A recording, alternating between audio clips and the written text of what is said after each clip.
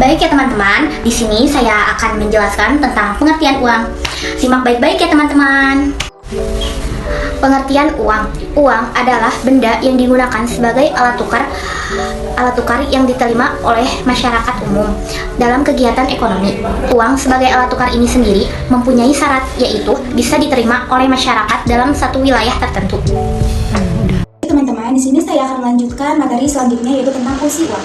Fungsi uang itu sendiri itu ada 3. Yang pertama, uang sebagai alat tukar. Yang kedua, uang sebagai pengukur nilai. Yang ketiga, uang sebagai alat penimbun kekayaan. Jika Anda membaca definisi tentang uang, maka fungsi uang itu sudah kita temukannya dan termaktub di dalam definisi tersebut.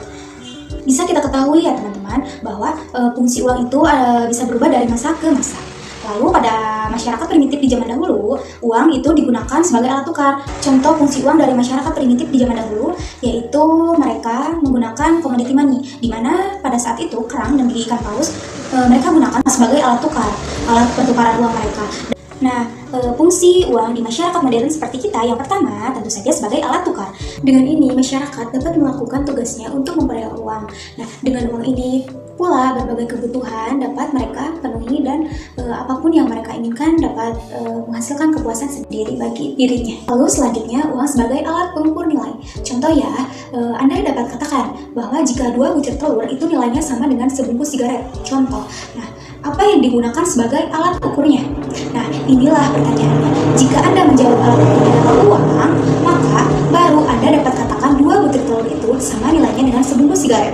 Jadi, semua kebutuhan manusia itu dapat diukur ya teman-teman, jika saja ada uang sebagai alat ukurnya yang akan mempermudah kita sebagai masyarakat untuk melakukan perhitungan-perhitungan dalam upaya pemenuhan kebutuhan kita. Yang ketiga, uang sebagai alat penimbun kekayaan. Nah, itu artinya uang merupakan bagian dari kekayaan seseorang atau sebuah perusahaan ya teman-teman, dalam menunjukkan seberapa besar kekuatan finansialnya yang mereka miliki. Contohnya, jika saja ada orang menyimpan uang, orang itu tuh orang yang mempunyai kekayaan seperti yang mempunyai perusahaan, lalu mereka menyimpan uangnya, maka itu sama artinya mereka dengan menyimpan kekayaannya atau menimbun kekayaannya. Lalu yang selanjutnya yaitu jenis-jenis uang. Nah, kalian sudah tahu ya tentunya jenis-jenis uang itu seperti apa dan bagaimana. Nah, itu representative money atau fiat money.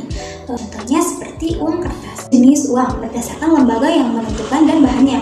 Yang pertama ada uang kartal. Nah, uang kartal itu yang seperti apa? Uang kartal itu yang diterbitkan langsung dari Bank Indonesia dan dijamin oleh undang-undang. Yang kedua, uang giral. Nah,